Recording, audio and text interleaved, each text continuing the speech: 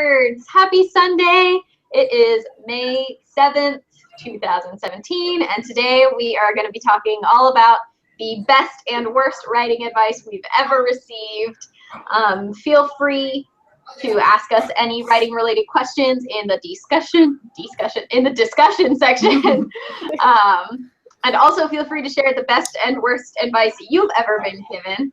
So we're going to open it just with a quick cursory, what's the best advice we've each received, and then we will go more in depth afterwards. So I have Erin first on my left. Sweet. So the best writing advice, oh, this is the best, right? Not the worst. Yeah, best. Okay.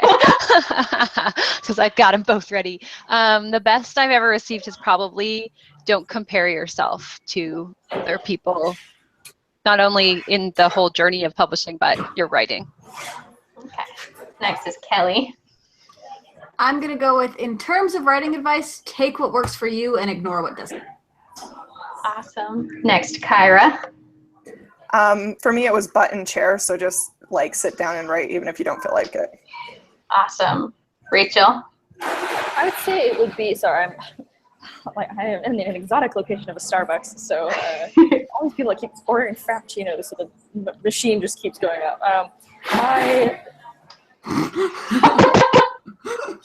Oh man, I'm starting to regret this, but I do have tea, so that makes it a little bit better. Anyways, best advice would probably be just to not give up, because even if it's just writing a book, if you can't write a full thing, that's fine. Get another idea and then write that. Or if you don't, get an agent on the first try, don't give up, keep going. And that's kind of for the same for everything, but especially for writing. I know writers are a little bit more sensitive and we tend to judge each other a lot, ourselves a lot. Definitely.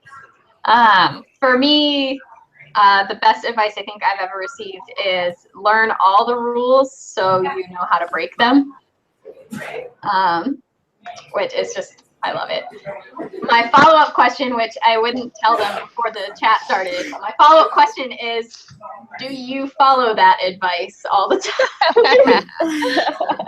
Am I first again? Oh, God. Yeah, Yes. No, I am really, really terrible at not comparing myself to everybody in sight, and it's, yes. We don't have to go down the line for this one. Sometimes I do. Well, I haven't stopped writing, so I guess that's kind of Yeah. all the way my advice. Hey. It. I mean, I can't literally have my butt in the chair all the time. Why not? I have to eat and sleep and go to school sometimes. Excuse but me. I think it's like rolly chairs. I am in a rolly chair. I do spend a lot of time writing though, and even when I don't want to, so I guess I do okay with that. Yeah, I do okay with mine as well. I definitely ignore the advice I know doesn't work for me, but I'm also always trying new things in case it might work better instead of just sticking to a system that works for me. But I think for me, the system that works is not always writing each book the same way. I need to mix it up or I'm going to go crazy. So. Yeah. I feel like I'm notorious for I know I need to know this rule, but it sounds really hard. So maybe I'll just go say I'm plotting or something. So next we're going to go through and do worst advice, and then we're going to free for all it because I am a super host. So I will start this time. We can go the opposite direction. The worst advice I think I've ever received is to write what you know, because I write fantasy, and while the emotions that I know are all there, trying to box yourself into just writing only things you know just sounds really not fun to me. Next I have Rachel. Do I even have any super bad writing advice? I think, the thing that doesn't work for me definitely is make sure you write every day, and every single big name, Stephen King, Margaret Atwood, so write every day. Make sure you write at least 1,000 words. And what is it? Write 1,000 words before breakfast every day. And I'm lol, no. So I think that's definitely one of them. I remember some author, I think it was on like Pinterest or something, like that was like her big thing, was like every day I get up and I write 1,000 words before breakfast. And I'm like, okay, I would literally be in my chair till like 3 p.m. some days, like, or like I'd be done in like 10 minutes, or I'd be still in my bed until 5 o'clock. So that does not work for me. I've got Kyra next. So I'm going to preface this with, this is advice that might work for a lot of people and does not work at all for me. But a number of people have told me it's okay to write your scenes out of order, and that does not. And maybe it's because I'm like a super pantser, but like if I just write the scenes that I'm feeling like, then I never go back and do like the boring like transition to scenes, and I never figure out what the real plot is, and I mostly just have like, usually it ends up being like a bunch of scenes where people are dying and a bunch of scenes where people are kissing, and sometimes both. So I just like, at the same time. There's nothing else. And then I have no motivation to go back and write everything else. So for me, that is writing advice that did not work. And I tried writing that way for a lot of years. Next is Kelly. I feel bad not going last because I think the reality is I don't believe in bad writing advice. So like, there's always going to be something that works for someone or doesn't. There isn't like a piece of advice I can point to and say, this is terrible, definitely don't do this. So I don't know. That's tough because it might work for you, it might not. Just, it's bad writing advice if it doesn't work for you, so I'm really just copying my. Probably going to be the theme of today's chat. Just like, do what works for you. The end. Last, I have Erin.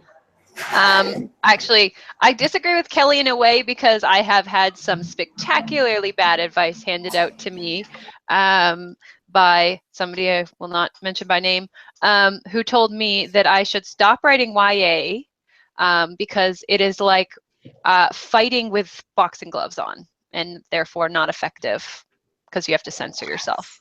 I know that's not specific like writing advice, but it was like genre writing advice, and I stopped. It's definitely bad advice. Yeah. Terrible advice, right? Yeah. So I have had some genuinely terrible advice, but most advice, yeah, I agree. You know, it works for you or it doesn't. It's not necessarily good or bad. That reminded me of this is again not necessarily exactly writing advice, but I had a friend who was in law school, and he was taking a class on like creative contracts, and he was explaining to me how he learned all about how movie deals work for books. And what I needed to do was actually just not try and sell my book, just focus on selling the movie rights, because you can sell them to these movie like production companies. Just sell them to them for like a few months contract, and then they have to pay you money, and then in a few months you can retain the rights and then just sell them again. And I was like, what? Why isn't everyone doing this? So weird. Yeah, it's almost like that's not how the industry works.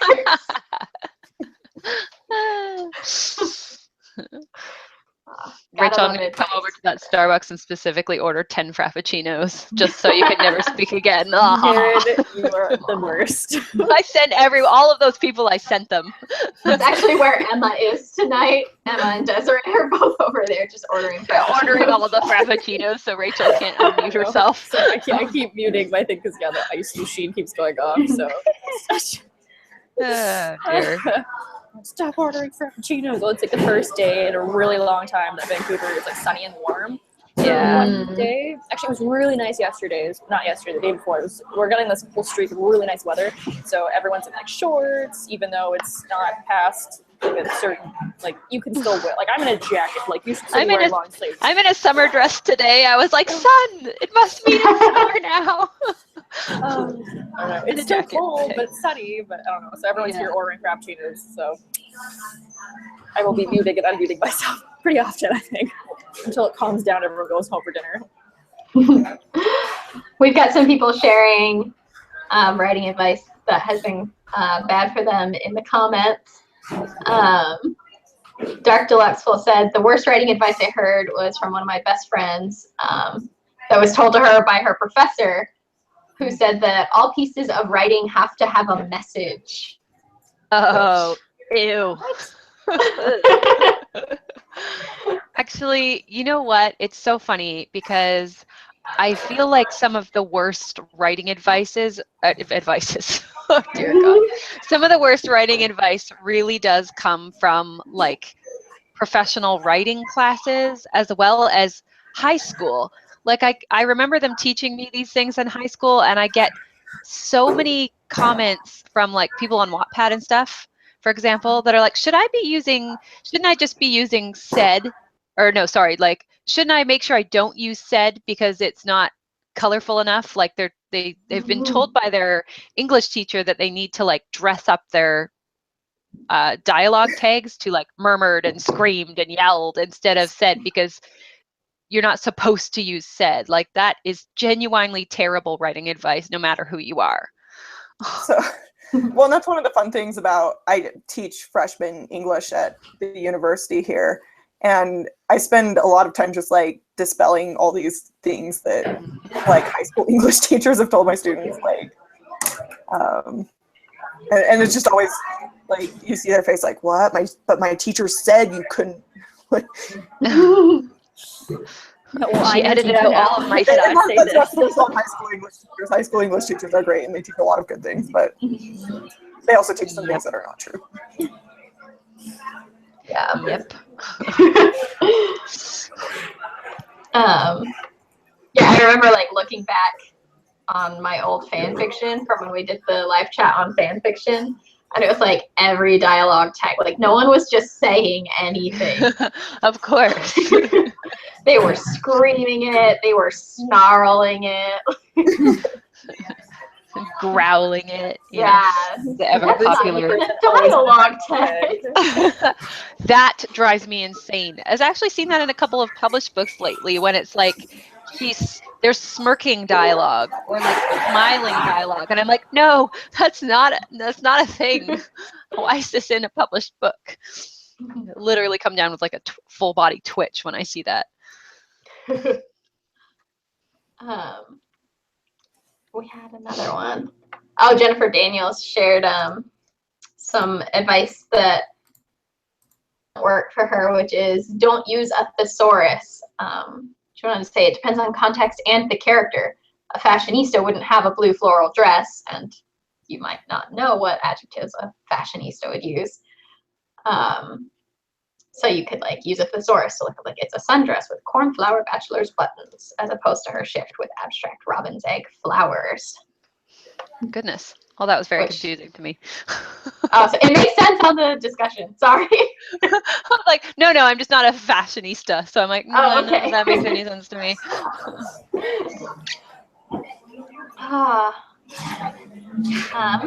We've got a question from the wordiest nerd.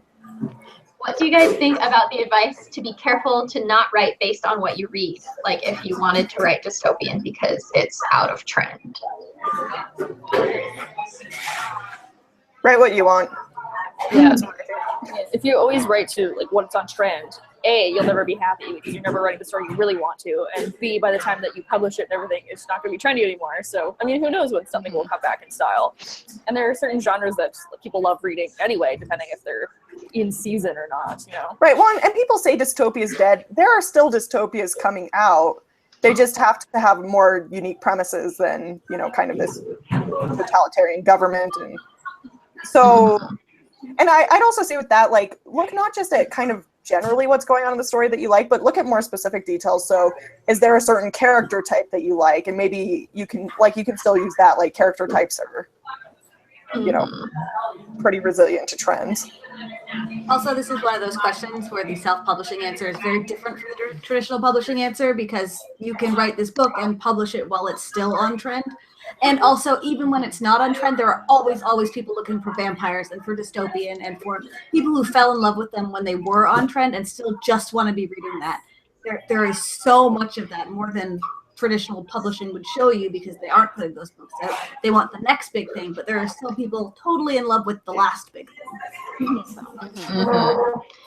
And along the lines of what Kyra said, like you'll hear things like dystopian is out, but if you look at a lot of the fantasies and the straight up sci-fis that are being sold / coming out soon, like they're sci-fi dystopias or fantasy with dystopian elements. This is dystopia in space. Yeah.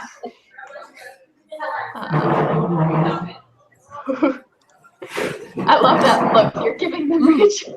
This weird girl at Starbucks glaring at everyone in the corner.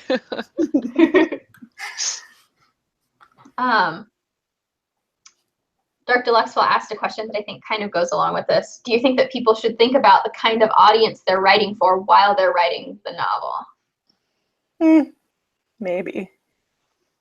I think you should know your like genre or your category, like if it's YA or middle grade. But like beyond that, I don't know. Well, I think it depends too where you're at in the writing process. So if you're like just first drafting, I kind of say don't worry about it. If you're getting to where you're like trying to write a query letter and polish it, then maybe think about it more. It's true. Mm-hmm. Yeah, definitely.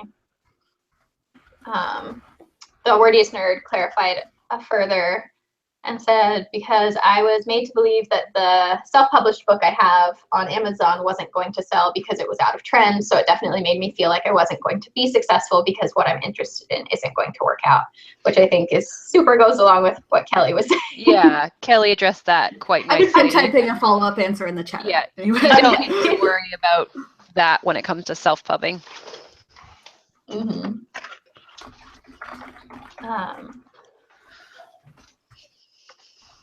We've got some people talking about trends in the what's that section? The discussion section. I know word. I am a writer.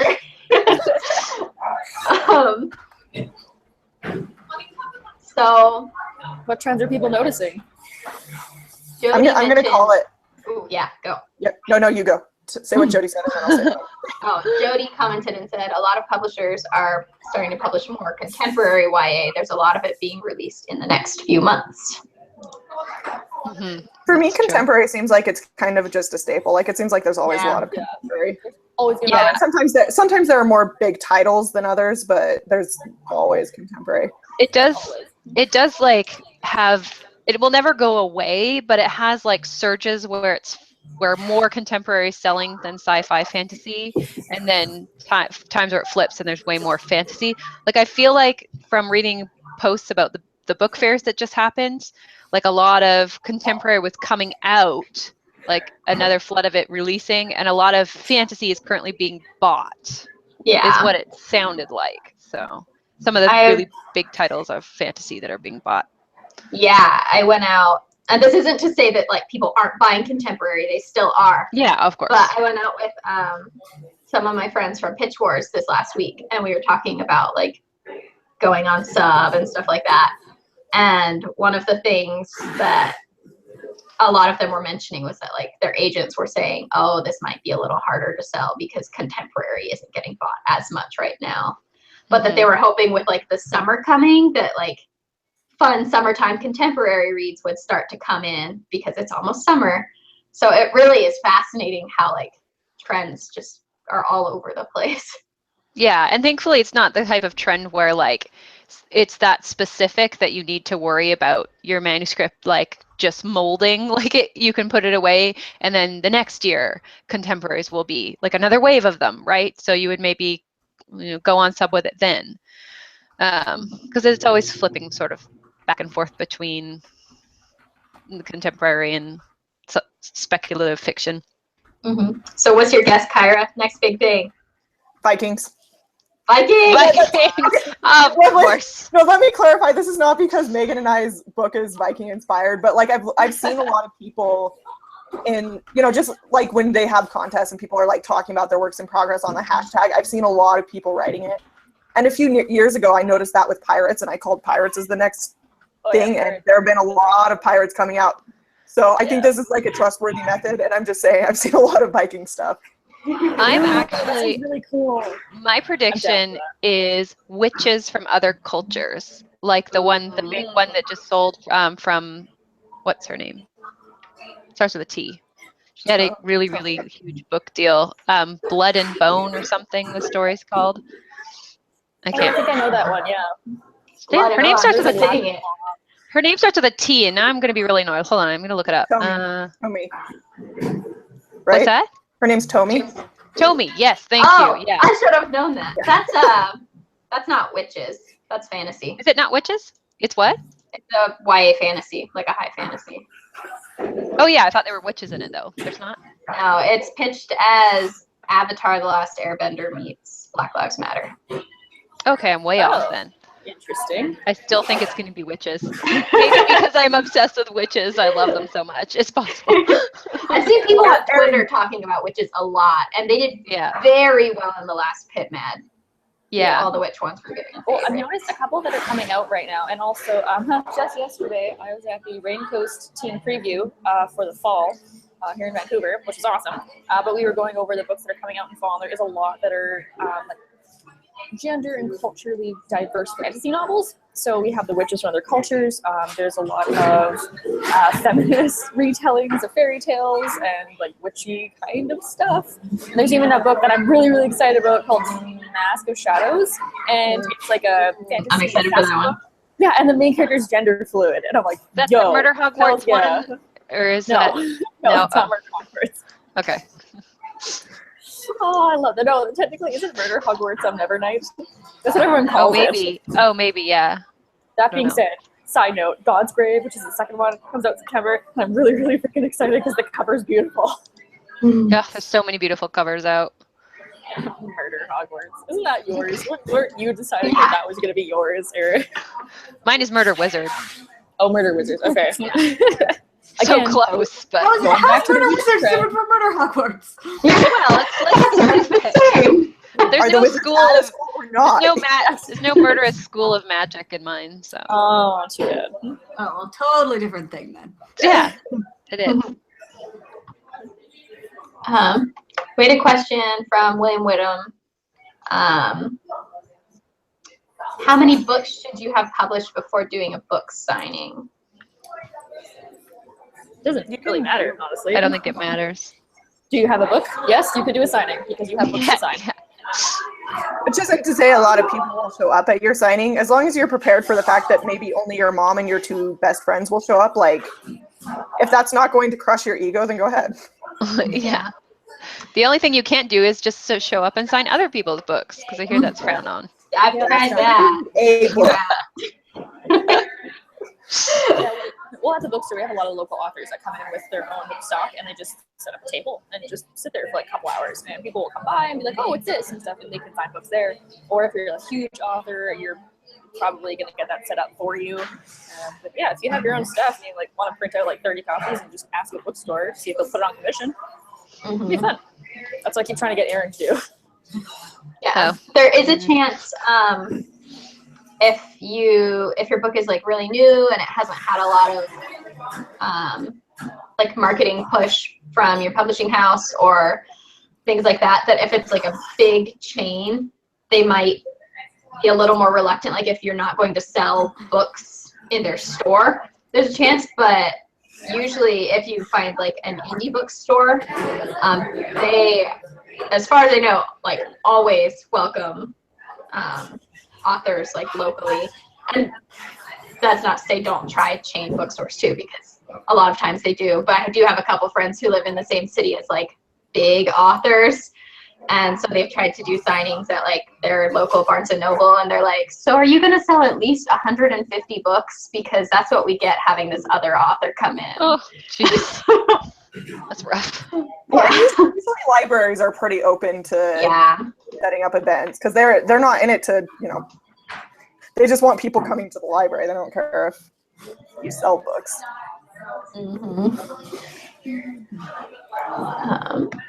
We had another question. Where did it go?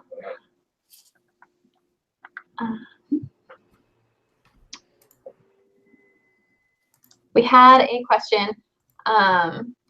Obviously, there needs to be more diversity in YA and books in general, but what if you're writing something like Irish or Nordic or Greek that may make that more difficult. I'm not sure I understand the What's question. more difficult? So if you're writing like a culture like Irish where it's mostly white people, how do you still have diversity? Well, it's still diverse, technically. Well, there's still, culture. I mean, is it like ancient times or whatever? Because like there's still people from different cultures in Ireland and stuff. And there's also diversity more than just skin color. So sexuality, disability, there's so many ways you can take this. Religion. Because, I mean, if you're going to write about like Irish and like Gaelic and stuff, they have a really, really awesome religion and folklore. So you could just go into that as much as you wanted. And that would be still to be diverse because there's not really that much out there that I've read. And if you do write that, let me know because I love that kind of thing.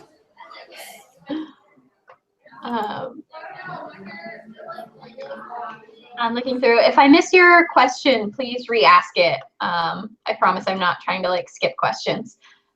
We had a question from Jody asking if any of us know if the Wattpad panel that was at the Romantic Times Con this weekend will be streamed on their YouTube channel, which I'm a guess no, because usually all the other stuff I've seen at RT has been like, if you pay, you get to see it, and if you don't, we get to sit in the corner and be sad like me. Yeah, I don't know. It was torture because it was in Atlanta, and I am near Atlanta, and so I was like, I want to be there so bad, but I don't want to pay $500. Don't worry, the WordNerd soon will be famous enough that we'll be invited to all the panels, and we don't have to pay for anything, and it'll be great. We'll be enjoying our own Except I'd be at the celebrities. Romantic Times like, what am I doing here? Do people kiss at books? Is that a thing? I don't know. I'd rather be killing them off, honestly. Where's the Murder Times conference? Yeah. People piss in my house and I still don't feel qualified to talk about it. Like, Yeah, where's the murder Hogwarts tent? I'm gonna be over there. Murder Wizards the murder panel. panel. Perfect. I would go to that panel. I want a panel yeah. on how to kill characters, and I've never seen one. That would be cool. And can you imagine just Can we having do a like live chat on that? just having like murder in your panel title in itself would be amazing. How to creatively murder your characters. I was one time at like kind of local convention, and there was like a room change. I didn't know about it, and I accidentally ended up on this panel that was like the secret life of the serial killer or something. It was very fascinating. It was not where I intended to be, but it was very, very fascinating. They had like a psychologist there who knew a lot about serial killers. It was great. Sounds very informative. It was. I'd be wondering about the teacher of said class. I'm like, oh, how do you know so much about the secret lives of serial killers, huh? No, he was like a psychologist. Aaron's just the heckler in the back. Yeah. How do you know this stuff? It was mostly for the first 5 minutes because I think I thought I was in like a query pitch workshop or something. This is not what I expected. There's a lot more murder in this query class than I expected. Weird. They told me the query trenches were rough, but This perfectly leads into our next question, which is query related. oh, okay. Okay. I was gonna say it's murder related. Like, okay. Why are you asking us about that? Kira May asked, how do you know when you're ready to pitch to agents? I just finished my story's 4th draft, but I feel like there's always something I could improve on. When is enough enough?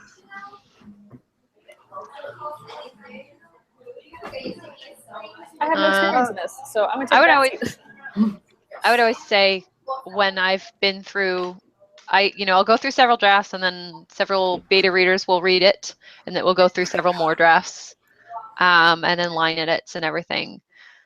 Basically, once you need to be thoroughly sick of it, in my experience, in order. And then I usually know when I want to set it on fire that it would be time to be ready to query. But I mean, it's going to be different for everyone.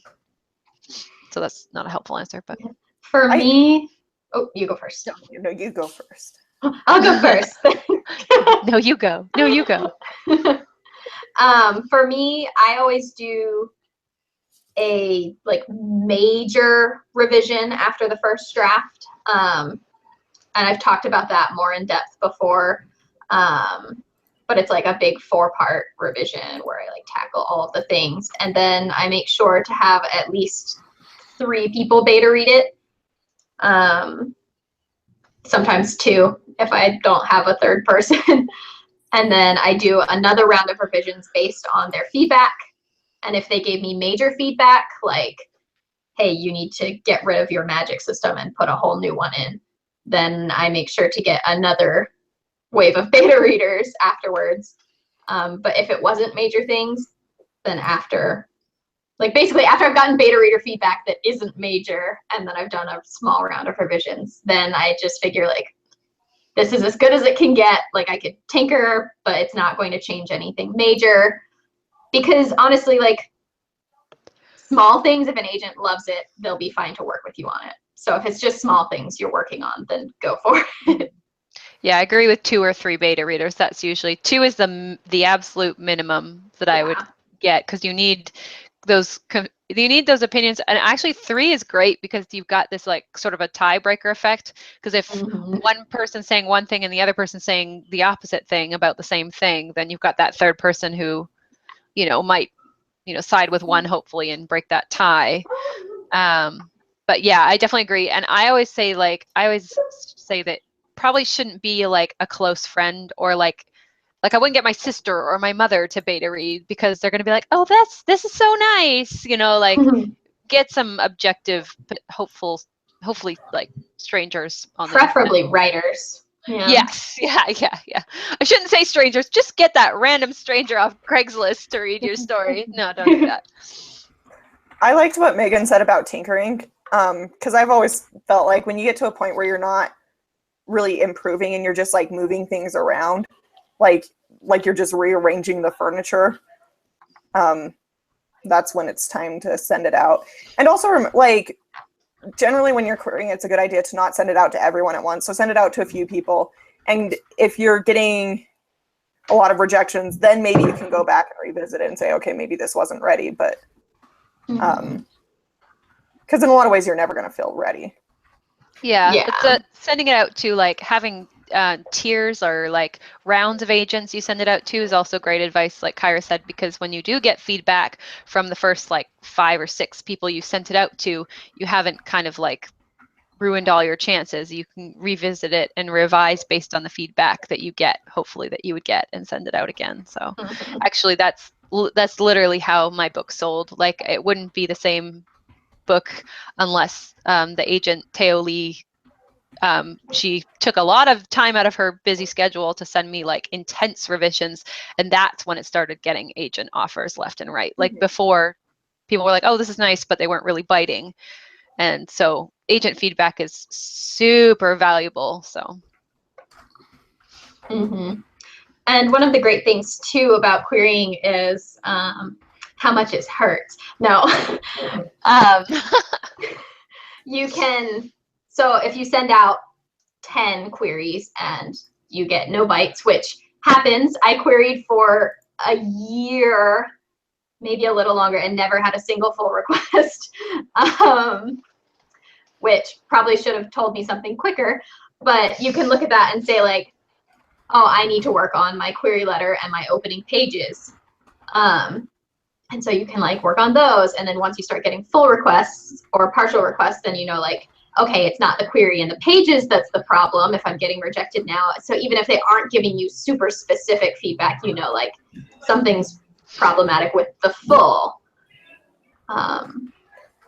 Sorry, you should finish your thought.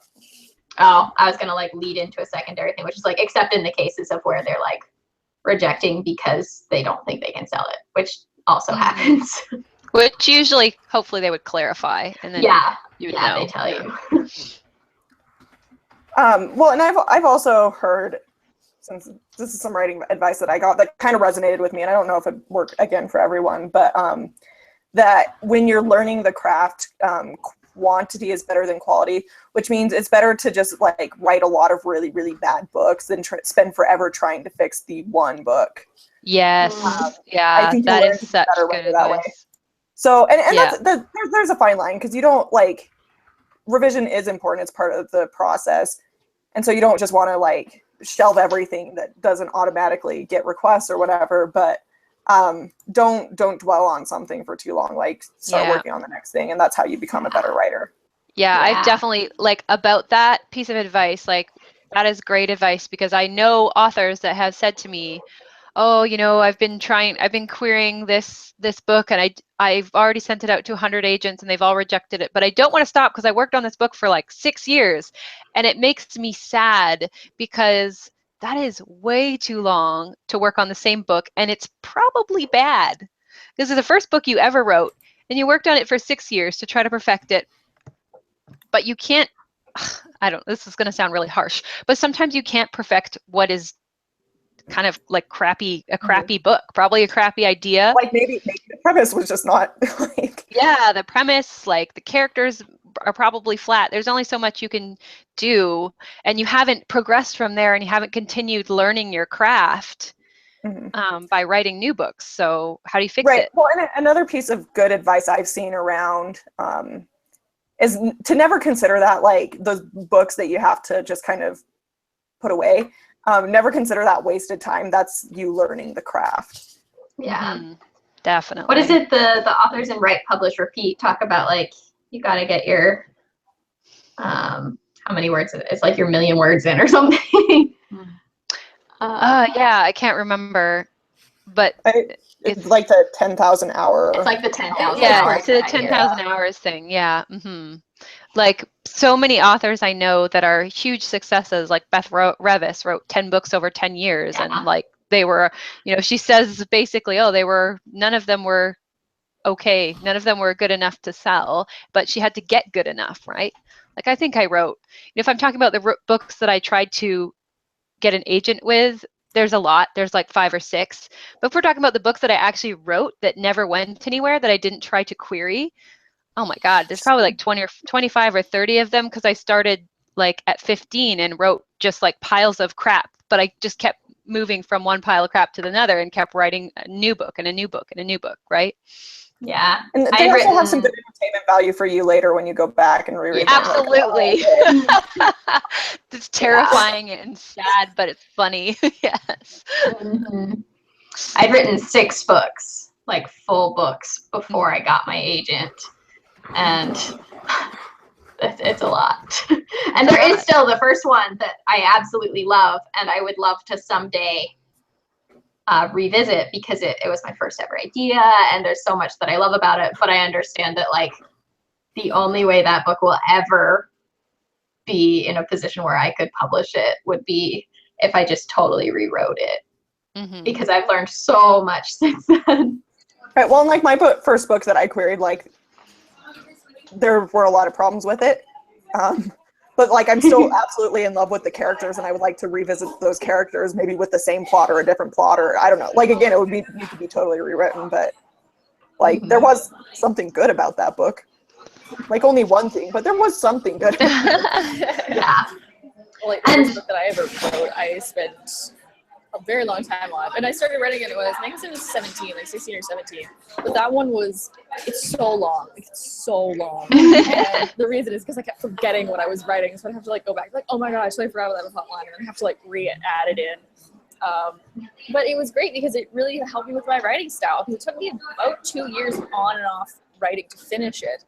And the end is so different than the beginning, just because I learned so much while writing it. So I would never send it off anywhere. I might take chunks or scenes from it and see if I can work those into other books, but not the first one, not the full manuscript. That's a great And there are some people who do sell their first books and they have good careers. Everyone's story is different, but for us, yeah, it's just usually people write quite a few books before they do sell. But yeah, there are definitely the outliers that are like, I wrote 1 book for the first time. I've never written anything before except for a recipe card, and then I wrote this and it sold for $500,000, and everyone's like, we all hate you, but okay.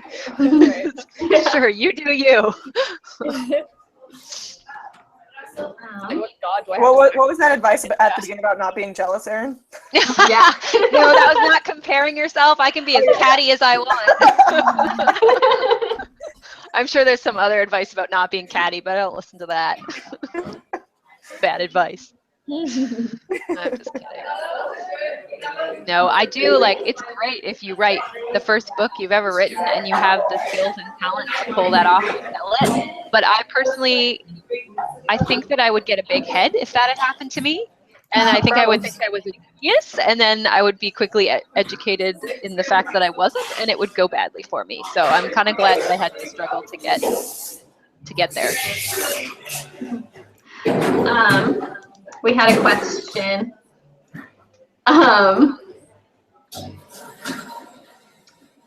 Does having a writer as your beta reader as opposed to just a reader as your beta reader open you up to possible creative theft?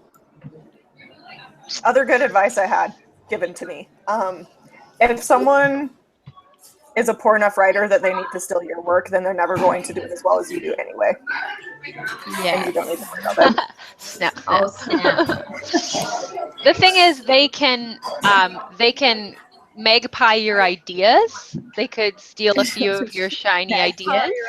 Oh, I love that. Authors do that so all the many- time. But the way that they write your ideas is going to be so different that you won't even recognize them, for one thing. And it's pretty much unavoidable. You write something, you publish it in any way, shape, or form, and people are going to read it and be inspired by it. If you had someone take your manuscript word by word, then you have a case of, yes, you could sue them and win. But I mean, I don't know. I've never heard of that happening to anybody that I know, sending to like a beta reader and having them steal their manuscript. I've never heard of that in my circles.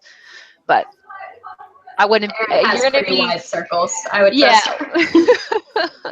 I wouldn't be paranoid about it. Like, don't let it stop you from getting beta readers. And it's always good if you want to do a swap. Like, you read their manuscript, and then you don't have to worry about that because you have their work as well. So along those same lines, one of the things I was going to say is, like, if you don't know someone and you're a little worried because it's like, who is this person? Are they going to just take my book and run? You don't have to send them the full book. In fact, it's better with a new beta reader to just send them a couple chapters. Yeah. And make sure you're a good fit in the first place. Yeah, because some people need different things from beta readers. Like, I tend to prefer, like, just get to the point. Tell me what the problem is. Give me a couple compliments here and there. Tell me what you're liking. But, like, I'm totally fine with you being like, this part sucks, and you need to just rip it out and destroy it. Whereas other people need more of, like, a 2 compliments to 1 critique. And it's fine. Like, it doesn't matter how you need your critiques given to you, but you want to find someone who will mesh well with that and who will give you what you need. That's great advice, and that's actually because Kelly and I actually met on Absolute Right. I don't know if were we beta reading for each other? I can't even remember. How did we meet? Yes, we were. I feel like we were, because that's usually why I go on Absolute Right. Yeah. Well, Neither of us can remember. What's that? That's how me and Aaron basically met too. Like, we'd kind of like tweeted at each other a couple times, but we started talking because we locked manuscripts. Yes. Yeah. So that's where I found, like, mostly the 2 places I find beta readers are Twitter or Absolute Right. Not anymore, because, like, I know enough people that beta read for me and I read for them. But I used to find them on Absolute Right and Twitter, and that was the best way to decide, like what Megan said, was exchange a chapter, maybe 2 chapters, see if you guys not only like how each other critiques, but that you're on the same level of writing. And that sounds funny, but it really does make a difference, because I've had beta readers before where it feels like I'm giving them lessons. That sounds weird, but, like, they're at a level that is just like, they're very, very beginner writers and they're making very beginner mistakes. And then they read my manuscript and they're like, this is nice. And I'm like, well, thank you, but it doesn't help, so they haven't really done much writing or much critiquing. So I'm not getting anything out of it, and I'm pouring a lot of time into I wanted to rewrite their whole manuscript, and I had to, like, stop and take a step back, because that would be hours and hours and hours of line edits. So it does make a difference that you're on sort of the same level, if that makes any sense. There's a difference between a beta reader and a mentor. Yes. Basically. Yeah. Like, when Kyra and I met, we were in college. We were so little. A little. It was, how many years ago was it now? Like 4? I think 5? more than that, like 5 probably. 5 years ago we met. Wow. Memories. And Now you neither figure of out. us knew what we were doing, like, at all. And But so we were like, really persistent. We were really committed. yeah. So finding someone who's like in the same phase of writing can be so helpful because like Kyra and I, we like wrote our books together. We learned how to critique books together. We like started querying at roughly the same time, and it's been awesome.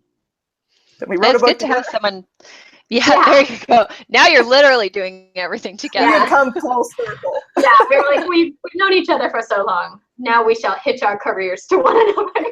Yeah, well, and that's exactly why finding someone that's at the same level as you is perfect, because not only are you going to be beta readers probably for life, but you're going to be friends for life because you're going to be going through, like Kyra and Megan, through all the same things at all the same times. And like, you really need someone to commiserate with in this career path. Like, it's not easy. You need someone to rant with sometimes. So beta readers are great for that. Yeah. I'm gonna move us off the subject of beta readers a little bit. We obviously have heard a lot of amazing advice on beta reading from other people. We've got a question from Rosie Chainsaw. The name. How can I stick with one novel idea at a time? Oh, someone tell me. I'm struggling with this right now. I'm waiting. Button tear. Button For me, tear. this is part of the button tear principle is, you know, you kind of, and again, there's always a point where you switch. For me, I found it works really well to kind of get in this habit of, I'm going to write this idea until I have a full draft of it, and then I'll switch. So, and that'll give it time to sit, but then it's kind of a reward, like I get to work on the shiny new idea once I finish the one I'm already committed to.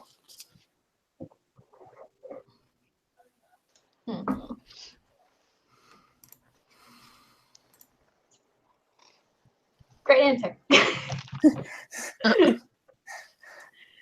Yeah. No one else has any insight? Okay. Yeah, I think Because I think there is a time and place to indulge shiny ideas. Well, sometimes if I have one that I'm really, really excited about, I'll let myself plot it or research it or what have you, like to the teeth. And then I'll be like, okay, I know what I'm going to do with that. I'll set it aside. Or I'll write like the first chapter just because like I really want to. And then I'll be like, okay, I'm going to shelve that for a little bit and then go back to the one I'm working on. Mm-hmm.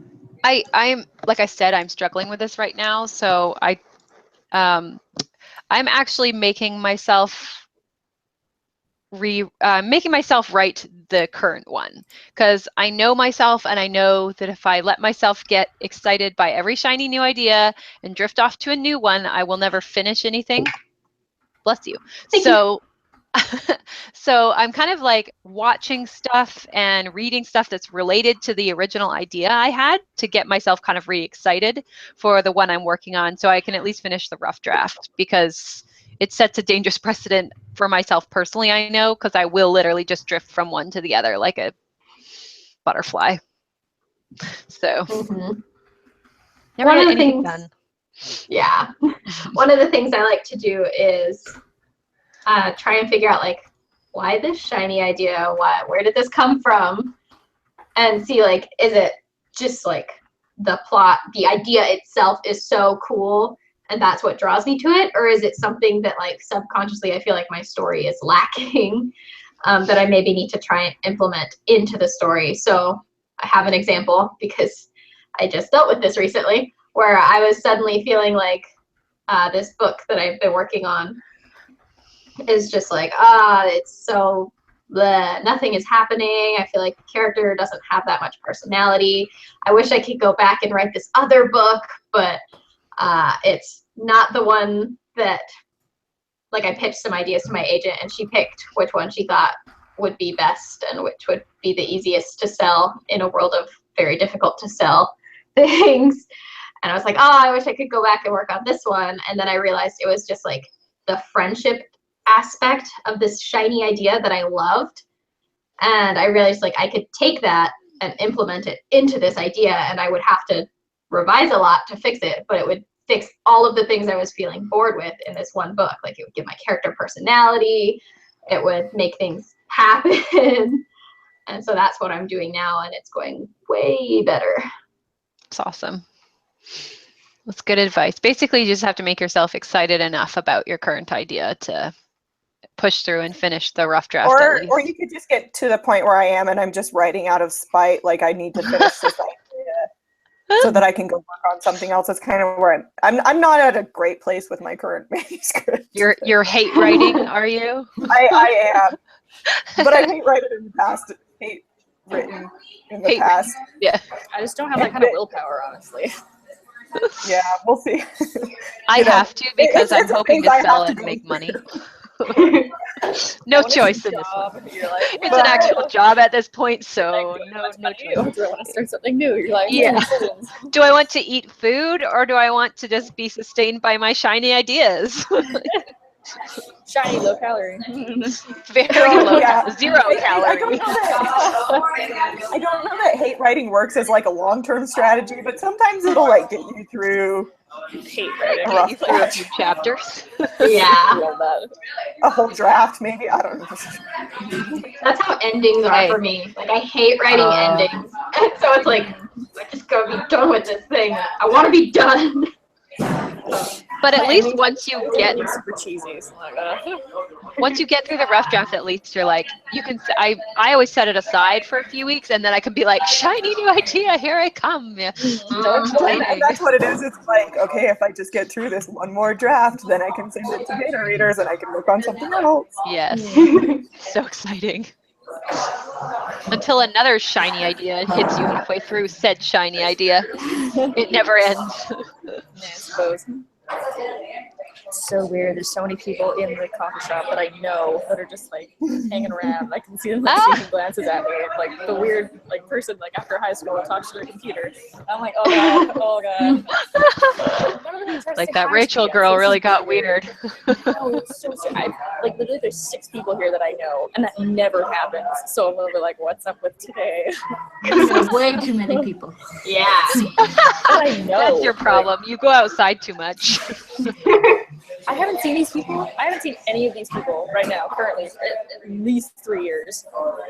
They all came. I told you I'm sending people to get frappuccinos. You didn't believe me. Aaron, stop it. I'm calling your whole entire old high school and sending them to get frappuccinos to irritate the crap out of you. Don't ask me how I got their numbers. It's secret. So, again, if I've missed your question, please feel free to re-ask it in the discussion section. There's a lot of comments going on, and so it's very likely that we've just missed it. But I wanted to go back to some of the like best advice we talked about at the beginning, particularly the don't compare yourself and don't give up. How do we do those things? Don't ask me.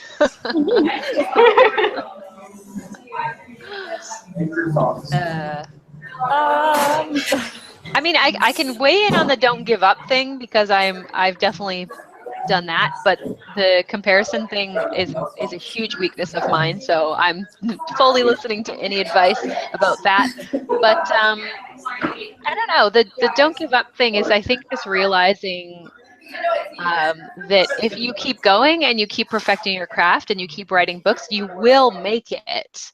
It just might take a long bloody time, but like, as long as you accept that and you know eventually it's going to happen, then you can kind of get through all the crappy, tough times that come with querying and rejection and rejection and rejection. Because that really is what kept me going, because, you know, it was hard, but I knew that I would get there someday. I'm like, I'm going to be dead by the time I stop trying, so it's probably going to happen at some point. So I think and not that I'm super great about not comparing, but I think one thing that helps me is just keeping busy. Yeah.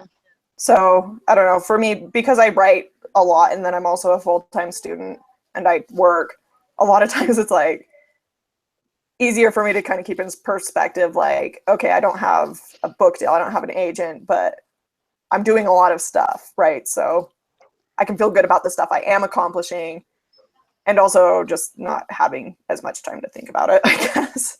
Mm-hmm. For me, So yeah, just focusing on what you have done, I think, is what I'd say.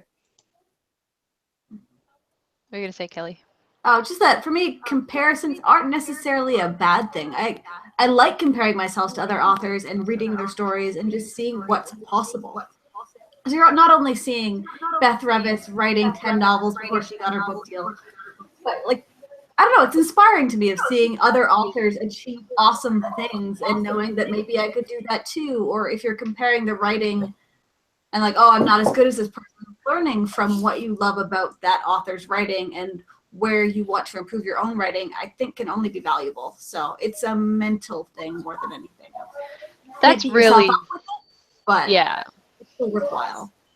That's really, really true. I think it's important to remember that, like, even if you don't have a book deal and you don't have an agent, you will compare yourself to people that are getting those things.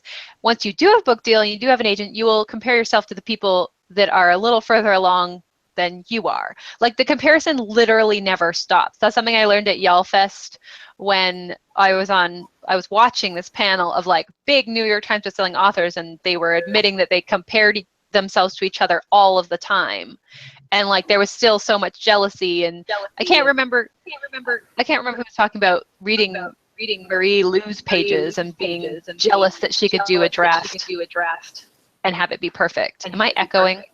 A little bit. Try to mute. Oh, is everyone echoing? I think we're all echoing. No. Oh, that's frustrating. I've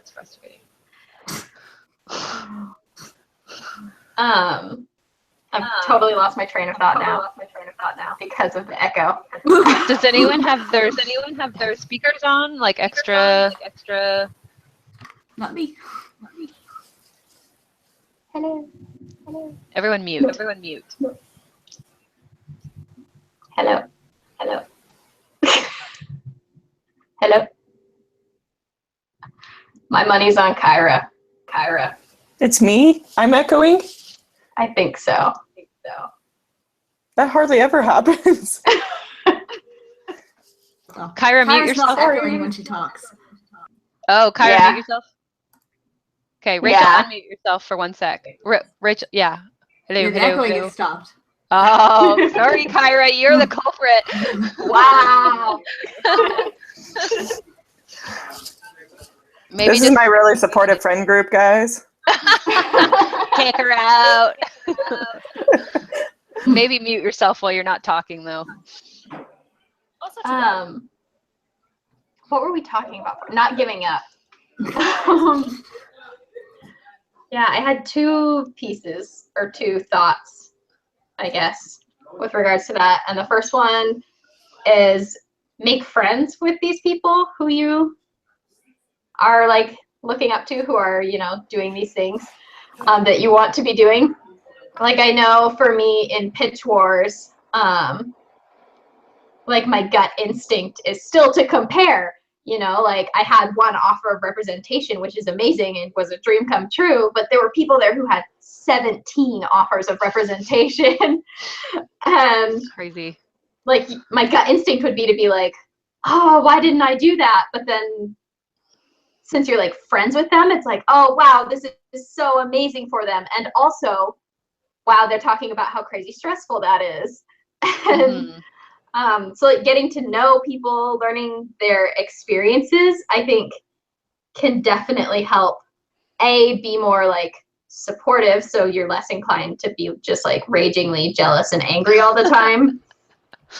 And then two, like no matter where you're at, something stressful, like there's something stressful about it, and something that can make you like grateful, even if you haven't started querying yet. It's like, hey, isn't it cool that I get to write whatever I want right now? Yeah. Well, it's like any energy you spend being jealous is energy you can't then use to write. Yeah. Also, almost gets like kind of looking at the same lines of like everyone is looking up to somebody, like everyone's jealous of somebody else. So maybe someone's jealous of you in your idea because like maybe you've actually written a manuscript and someone else is jealous because they never have any. Well, meanwhile, you're being jealous of this other person that's just sold their manuscripts. Like, and that person's jealous of this other person who sold 8 manuscripts. Like, it's all that kind of thing. Like, That's literally how it goes. Like, everyone is, you are someone's goal and someone else may be your goal, but like everyone has jealousies and insecurities of their own thing, no matter how famous or well-to-do they are. Yeah, and I think it's important to remember, like I said with the don't give up, like it's going to happen eventually. You can still channel that like feeling for you. Like I love the example of Maggie Stiefvater because she is actually one of the people that I both really look up to and am like sometimes super jealous of because I love her writing. And she started out relatively small. I think her first series was like a fairy series that not many people have heard of, right? Rachel's going, what? It does. Yeah, she did something through a smaller, like a medium press or something, maybe. I'm sorry, I'm like Maggie Stiefvater and fairies. Excuse me. Why haven't Yeah, I heard I of think this? it was fairies. I'm pretty sure. But then, you know, like, and she had a few other series that were quite popular. And then Raven Boys has like taken off like crazy, right?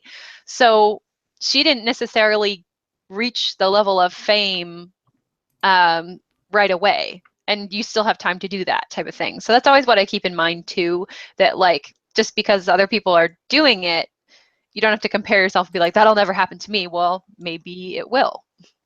But keep writing. And yeah, like Megan said, making friends with people and being happy for them when these things happen to them, and they'll be happy when great things happen to you. So it goes both ways. Yeah, and get really good at waiting if you want to go the traditional publishing route. Yes. Patience sucks, but will help you so much. Like if you can figure out some way that works for you to just get these things off of your mind, you'll be so much better off.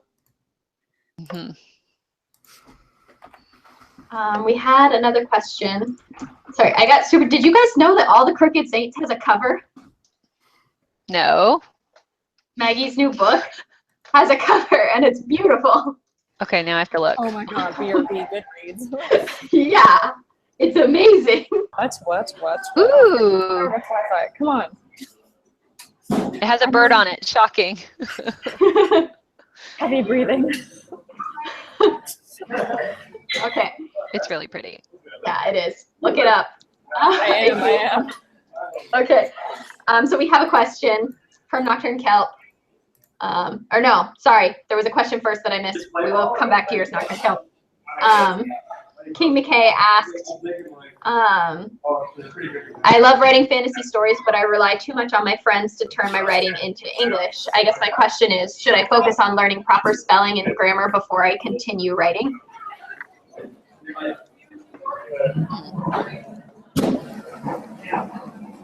That's a really hard one. I don't know. I would say both. Do both. Yeah, I think I would agree. Like, you don't have to stop writing just because you're like working on getting better grammar as well, you know?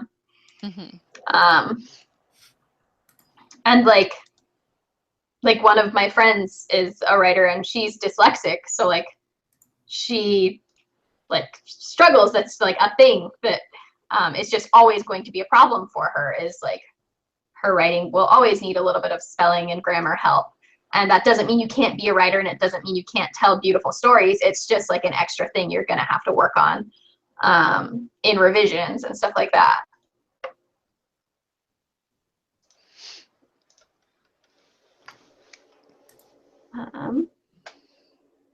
We have another question from Nocturne Kelp. Any advice on learning how to be a good critiquer? I'm hesitant to look for CPs because I'm worried I won't be very helpful. I can say this with like anything because I've done some, this is like the whole modeling side, like a little bit of the essay side. I used to tutor people in high school, and then also like modeling. I sometimes help run workshops and stuff for Fashion Week. And the thing that I've learned that's like the most helpful is to not just constantly say things that you shouldn't do, or like, well, you're bad at this, you're bad at this, you're bad at this, you need to fix that. Like, try and be like, okay, well, you know, you have a really great, you know, posture when you walk, but you need to fix, you know, your arms. Or, oh my goodness, that's so loud.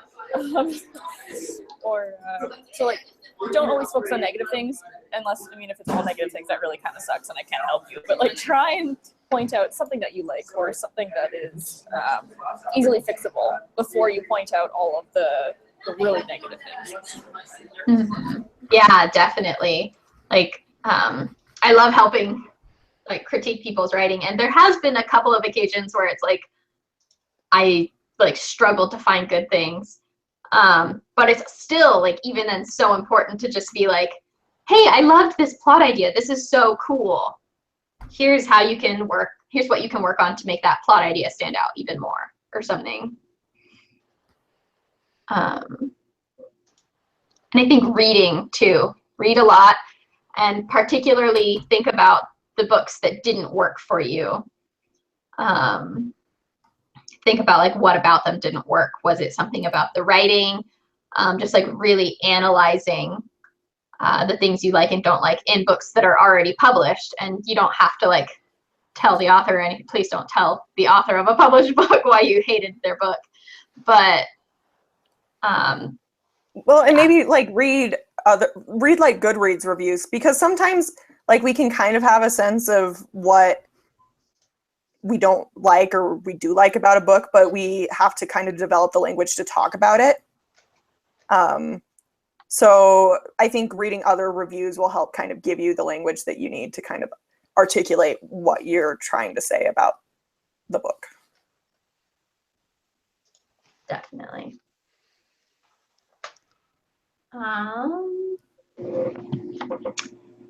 Dark Deluxe will ask if any of us have any experience writing stage plays, which I'm pretty sure none of us do. I'm very sorry that we cannot help you with that. Nope. I think Desiree is getting into that. But Desiree's Yeah. getting into it, yeah. Desiree, Screenplays, did you yeah. hear? Yeah, I've only Desiree written, had like- a migraine today, so she couldn't be here. But ask Desiree. Well, I was at Theater Geek in high school, so I've written like kind of stage plays, but probably not like super good ones. But it's fun, just like writing random ones. But if you want something more professional, no. We had a follow-up critique partner question from Jocelyn. Do you find that it can be hard to be in a critique group with friends who are writers? Is it hard for writer friends to be objective or to do a thorough critique? Which is a really good question. I know, at It least is. for me, it's almost easier to critique friends because I don't worry as much about hurting their feelings. Like I know Yeah. Megan can take whatever I throw at her. Yeah, that's true. I don't worry about any of you guys being like overly sensitive or like super offended that I've like said this about your character or whatever. Like, I think it's easier personally, but and it's hard for this particular group to give a broad perspective on it, because I think it's going to be something that works for some groups of friends and doesn't for others. But 4 out of the 5 of us are a writing group, so it's going great. Yeah. also One of none of us are particularly like super sensitive or anything like. So Mm-hmm. yeah. Yeah. And I think too, it's nice, at least with our group of friends, like if someone says something that I'm like, oh, that's harsh, like we're good enough friends that I can be like, so can you elaborate on that? Can you tell me more? Right. Because Well, like, I don't we know think each any of other us- so well. Yeah. Well, none of us would be intentionally harsh either. So you'd be like, can you Yeah. explain what this means? Because I'm assuming it doesn't mean what I'm What I'm interpreting. interpreting it to No, be. Yeah, it's actually terrible. Well, it's like, I know they still like me as a person, even if I wrote something they didn't like, right? No, your entire They're book not is going to- garbage. You should quit. Yeah. Mhm. Well, no, but Maybe even beyond less. that, it's like, even if they didn't like my book, it's not like they're going to stop inviting me to, not like we hang out in real life all that often, but you know, it's not like I'd be uninvited. Actually, it's time we told you. We hang out all the time. We actually just don't invite you. So We already live on the WordNerds commune. there is one. We just forgot to invite you. Just kidding. We would not do that. I wish. I mean, not the not inviting you part, but the commune part. Yeah. Thanks for clarifying. Am I Yeah. done echoing? Am I still echoing? No, you're not. No, you're good. now. Excellent. We have a really good question in relation to this because not all writers have like for us, it's easy because we've all been writer friends for so long, and all of us like take criticism very well, but some people don't, and that's totally fine. So our question is, what do you do when you are a sensitive writer? Like, how do you take critique in that case? I think you can get less, like you can grow thicker skin. I used to be a lot more sensitive than I am now. Yeah, same actually. I think getting lots of critique helps with that. Right. Well, and maybe when you, sorry, Rachel, maybe when you find a critique partner, just like say, you need the 2 compliments to every critique ratio or something, you know? Mm-hmm. I found that you kind of have to remember that when they're critiquing something, they're not critiquing you as a person. They're not saying like, "Oh God, you're a horrible person." Like, "Oh, how dare you? Like, this is awful." They're critiquing like something that's, you know, outside of that. So people can be like, "Oh, I don't like your writing." And you're like, "Okay, well, you know, they're not saying I don't like you. They're just saying that like, oh, I'm not, you know, a particular fan of this style or like that kind of thing." And that goes for like across the board, like every aspect of the world. But yeah, just like they're not trying to attack you personally, even though it feels like that. They're just trying to critique something that you've asked them to critique. Mm-hmm. I think it's also good to remember that this is not the final product. Like when you do get a bunch of comments back and you're like, oh God, this is terrible. Like I will remind myself that this is just a rough draft and this is why I sent it to this critique partner so that they can give me all these comments about how terrible it is so I can fix it and make it not terrible. Like the end product is going to be much, much better than this. So that's something to keep in mind. But yeah, you kind of do just have to grow a thick skin because there's going to be lots of critique. And if you ever get published, you will get like a 6-page edit letter and you're just going to have to suck it up and and not cry on the floor. That's just how the industry is. So Yeah, like But again, I think that's something you what can, level you're at. if you're sensitive right now, like that's okay. yeah. You'll probably be less that way. Yeah. Being Well, by aware the of time it's you a do great get first to step. yeah. Knowing. Yeah, exactly. Well, by the time you do get to the point where you get a 6-page edit letter from an editor, like I said, you will have a thicker skin and you won't probably cry. I know some authors who have, but I didn't, so. Well, even if you need to do that, like go have a cry and then Yeah. be like, Yeah, okay, that's true. There's nothing wrong with that. Yeah. fix it. Yeah. I cried when my Pitch Wars mentors told me that I would have to cut my entire magic system. I Like, I'm don't not blame ashamed you. to admit it. Because I had worked so hard to have it query ready, and then they threw this thing at me, and I was like, oh my gosh, I am never going to be finished with this book. And I had a Don't good cry, blame you for and then the that. next morning I went to the coffee shop and I got to work. There you go. Yep. Well, it's just like sometimes I feel like our reaction to things, like when we're like, oh my God, how could you say that? It's like almost us being overwhelmed too. Because usually, initially too, the first time you read through the comments, you're like, oh my God, there's so much wrong with this that I didn't realize was wrong with it. And it can be overwhelming. So I think it is good. Like when I would get my edit letter back, I would read the edit letter. I wouldn't even look at the manuscript at first. I would read the edit letter and then I would click out of the email and then I would go eat ice cream or something. And I would let myself like sulk for a little bit because I'm like, oh, I didn't think it was that bad. And like, you know, let yourself have a little bit of a bad attitude. Like don't email anyone with your bad attitude, but like definitely let yourself brood for a little bit because you're adjusting to the fact that you're going to have to do a lot of work and there's nothing wrong with that. So The book that I'm hate writing right now, Megan Painter read it for me and very kindly suggested that I change it to be from a completely different character's viewpoint, which as you can imagine is a lot of work. But she sent it to me and I was just like, I remember reading the email and just being like, oh my gosh. I was so mad and it was because I knew she was right. I knew she was right. And then I did kind of just like, I went and hid in a cave for a couple days and then I started, you know, writing it again. But. Yeah. The hiding in a cave part is a very crucial part of receiving criticism. Yeah. Yes. with like whatever your food of choice is. Yeah. So there was like chocolate in the cave. It was, you know, it was good. The amazing thing is like people, they aren't going to take the time to give you feedback if they don't think that your book is worthwhile and something that you should work on, and if they don't believe in you. And that like gets me through a lot when I'm getting big feedback, is like they wouldn't tell me that if they didn't believe in me.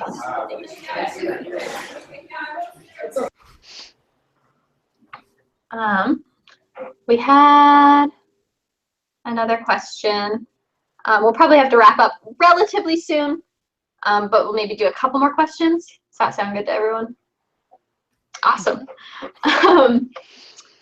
Tabitha asked, well, gave a quote from Hemingway first. Quote, "The first draft of anything is shit," end quote. Thoughts on this quote, advice on first drafts that you've heard or said? It's true, first of all. Yeah, super true. I say don't be afraid of just like writing it. Like write whatever you want. It doesn't matter if you're like, I don't know if I should put this in here. Just write it, because you can't edit anything that you haven't written. And the first draft is always going to just be like an experiment of, you know what, if you like the story, if the characters get along. So.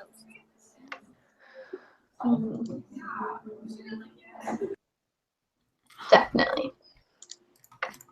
I feel like I've retweeted a quote on Write All Year recently that is fitting. I have to find it. Yeah, I definitely agree with the whole first draft is crap thing. Like I've literally never written a first draft that I was happy with. But I think it's a good thing to keep in mind, particularly when you do get these revisions, people beta read and send stuff back to you, because you know, it's like preparing yourself that there is going to be a lot of revisions and I will have to do a lot of different drafts of this. And I think it's important to just let yourself write for the first draft and let it suck, because it's going to, and it's inevitable. So just have fun with it for the first draft.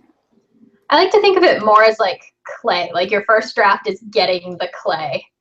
Okay. And then in your second draft, you're forming it. The counter quote to that one is, "I'm writing a first draft, reminding myself that I'm simply shoveling sand into a box so later I can build castles," which is Shannon Hale. Yes. Oh, I like it. That is such a more eloquent way of saying what I was trying to say. It's a bit more eloquent than Hemingway as well. So Yeah. hey. Yeah. Yeah, pretty much. That, yeah. That. Yeah, that. What she said.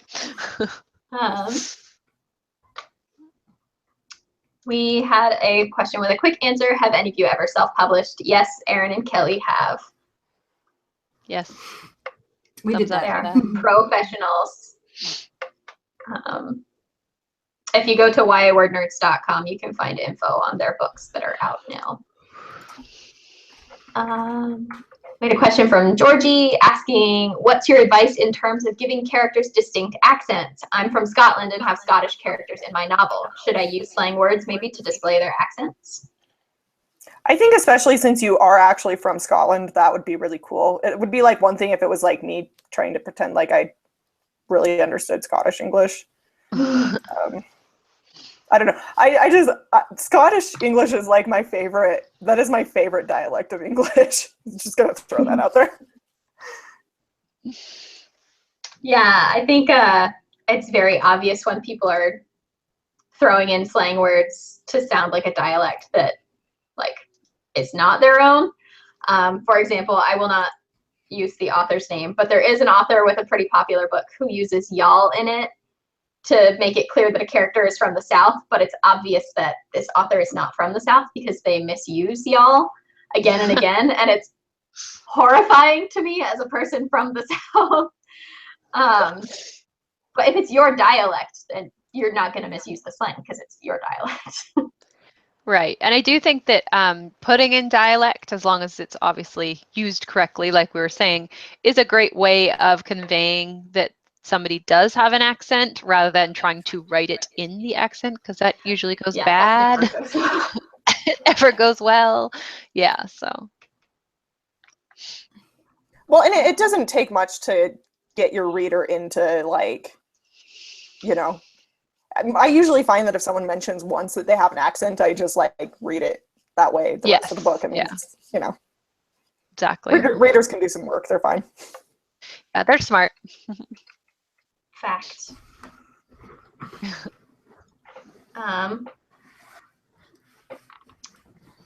let's see. We had a question that we touched on a little earlier. How many critique partners do you get for one story before you're comfortable querying it? Erin and I said 2 at a bare minimum. 3 or more is better. Yeah, if I'm doing more than 3, I usually do rounds of beta readers. Yeah. So I'll have 3 for the first round, do the big revisions they suggested, and then get like say 1 or 2 more. Usually people that haven't read the first version, just so just in case anything goes wrong and I've like deleted something that explains something, and then the person that has already read the first draft already knows that information but doesn't realize. So I've had that happen before. And luckily had another beta reader that hadn't read any version of the draft and went, but how does she get this? And I was like, oh, the other reader just already knew that, and I forgot that I deleted that whole part. So yeah, get fresh ones for every round. All right. I think we're probably going to wrap it up. We've been going for like an hour and 20 minutes, which is a while. Thank you so much for watching, everyone. Let's do final thoughts based on all the advice we've given today. How would you tell people to, I don't know what I'm asking. I'm sorry. I started talking before I knew where I was going. My best advice is don't start talking when you don't know where the end of the sentence is. Yeah, any final thoughts, basically? I think the best advice was what we established earlier, that certain advice either works for you or it doesn't, and the best thing you can do is just experiment and see what does, and use that and discard the rest.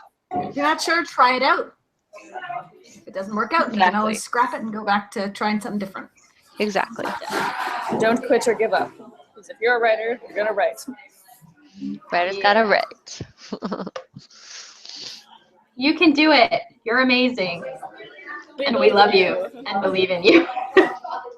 Huzzah. Thank you so much for watching again, everyone. We have videos every single day of the week. So be sure to subscribe so that you get notifications about those. We will have another Sunday special live chat next Sunday, the 14th. And we don't have a topic for that yet, right? No, yet. Topic is to be determined. We will put the topic in the end screens of our weekday videos, as well as in the description. Yeah, we hope to see you all then. You're amazing. And we'll see you later. Bye. Bye. Bye.